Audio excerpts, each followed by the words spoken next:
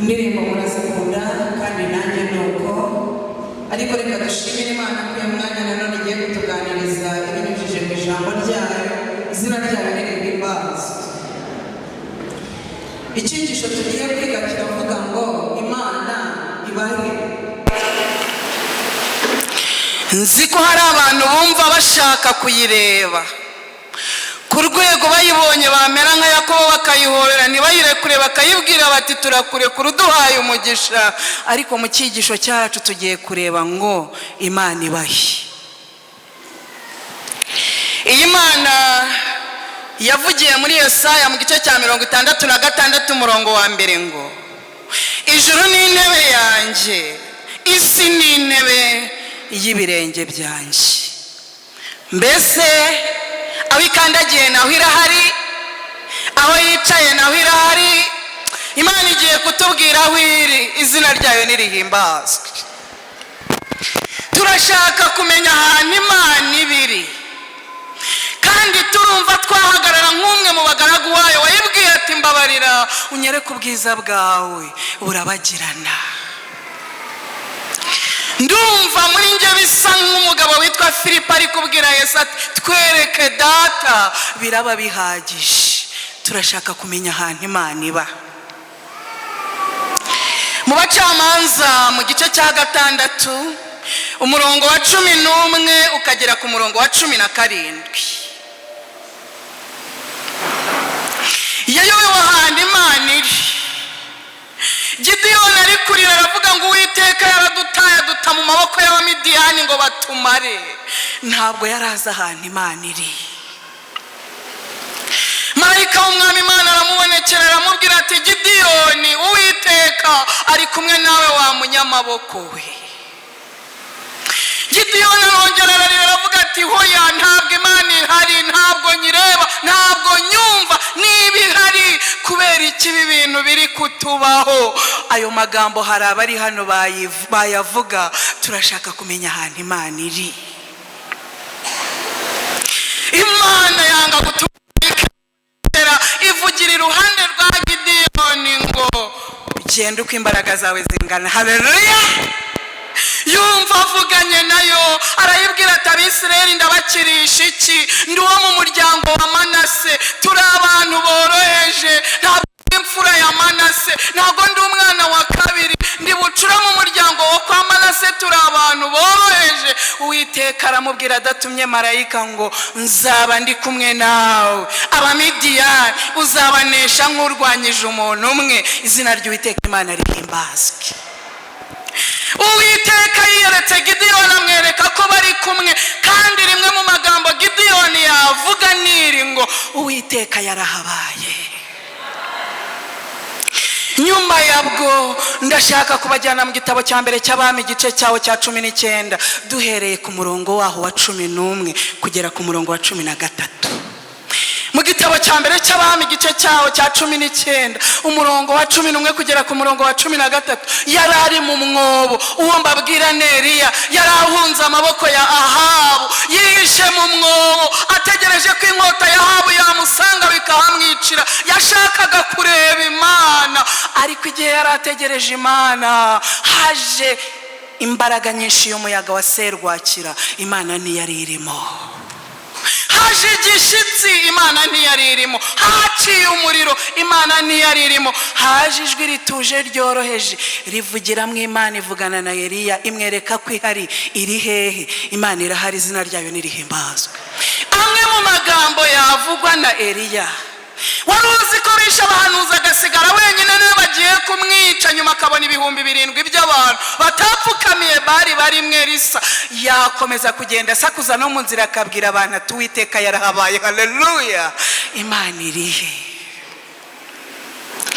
Ndashaka kubajyana mu Kuva mu gice cyaho cya 33 ngo mbabwire amagambo ari ku murongo wa 18 yavuzwe na Mose abwira Imana ashaka kuyireba nk'uko bitumereye natwe uyu mwanya. Mose abwira Imana ngo nyereka ubwiza bwawe burabagirana. Yumvaga ashaka kuyireba, ariko kuko ibizi ko atayireba ngo abeho, iramubwira ngo uburyo ndi bukwiyereke. Mu gitabo cyo kuva mu gice cya 33 umurongo wa 19, kugira ngo ubone kumbonye nzacisha kugira neza kwanjye imbere yawe. Haleluya!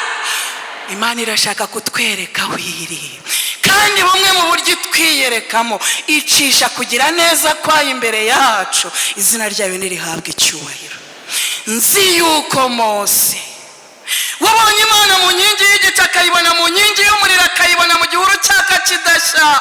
Rimwe mu magambo Mose yatubwira n'uyu mwanya ahagaza yabihamya tuwiteka yarahabaye. Ndumva nshaka kubabwira mu itangiriro mu gice cya 32 ngo mbabwire umurongo wa 25 kugera ku murongo wa 31.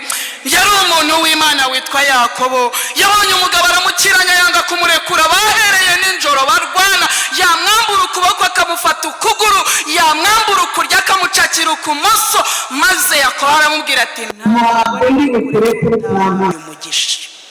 Byageze mu gitondo, marayika warwanaga na Yakobo aramubwira ati wakiranije Imana ntiwaneshwa. Kubw'iyo mpamvu ndashaka kumenya izina ryawe, witwa nde? Aravuga ati ndi Yakobo. Noneho rero kubera yuko wakiranye n'Imana ukanesha, ntabwo uzakomeza kwitwa Yakobo, wiswe Isirayeli. Ahita izina Penuweli, ndebesheje Imana amaso sinapfa. Haleluya! Natwe turashaka kureba Imana. Imana irihe? Amwe mu magambo ya Isirayeli warwanye n'Imana ntayirekure ikabanza ikamuha umugisha, nawe yaduhamiriza ngo Uwiteka yagize ate? Yarahabaye. Narindi kumwe na korari babwire Yesu. Twari tugiye mu murimo Icyangugu, twari tugeze i Rugarama. Pasiteri barayigonga irenga umukingo, yari isigaje kugaruka ikiyubika mu muhanda amapine akajya hejuru. Marayika w'Umwami Imana yegeka mu mukingo. Ibyo bituma natwe uyu munsi turi kuvuga ngo Uwiteka yarahabaye. Izina rye nirihimbazwe. Urashaka kureba Imana yacishije kugira neza kwayo imbere yawe. Haleluya! Ugira ibintu byinshi wibuka, uze gufatanya natwe nawe uvuga uti Uwiteka yarahabaye. Izina rye nirihimbazwe. Turashaka kureba Imana, biduteye kuyibaza ngo Mana urihe? Mu myaka 6,000 ishize, iyo uze kuyita rimwe, mu myaka 6,000 ishize, Imana yabonanaga n'abantu bakaganira. Adamu na Eva bayiryamaga ku bibero, bayikoraga mu kiganza, bayikoraga mu maso, bayitetagaho bakayireba n'amaso imbona nkubone, kandi ibyo bizongera bibeho. Uwiteka ahabwa icyubahiro. Mu myaka 4,000 yakurikiyeho, iyo ni kabiri. Mu myaka 4,000 yakurikiyeho, nta muntu washoboraga kurebesha Imana amaso ngo abeho kubera icyaha. Ariko Imana itabiri kure yacu, igiye kutwereka ahantu ibiri. Yajyaga ibiri kumwe n'ubwoko bwayo, ariko ikabiyerekera mu gihuru cyaka kidakongoka. Haleluya! Ikabiyerekera mu nkingi y'igicu, ikabiyerekera mu nkingi y'umuriro. Yavuganaga nabo mu ijwi rituje, yabatumagaho marayika ari kwire muri wo. Imana ibiri kumwe n'abantu bayo, nahani irahari turabihamya. Izina ryayo nirihabwa icyubahiro. Gatatu, ureka mbajyane mu myaka 2,000 ishize.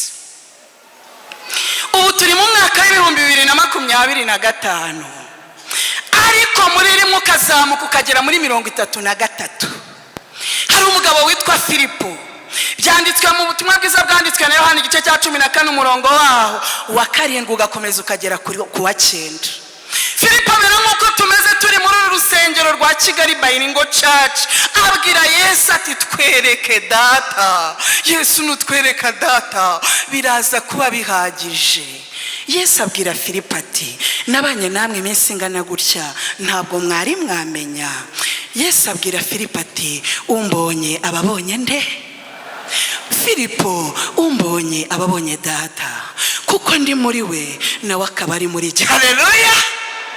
Mu myaka myaka mike ishize mu kinyejana cya mbere imana yari irino, barayirebaga imbonankubone bayirebeye mu mwana wayo. Nicyo cyatumaga Yohana ajya kubwiriza ntamere nka Luwize. Mu rwandiko rwa mbere rwanditswe na Yohana igice cya mbere umurongo wa mbere yabwiraga abantu ngo turababwira Yesu twiboneye n'amaso yacu, intoki zacu zikamukoraho, uwo niwe tubabwira, ariko natwe iratubwira aho iri, izina ryayo nirihabwe icyubahiro.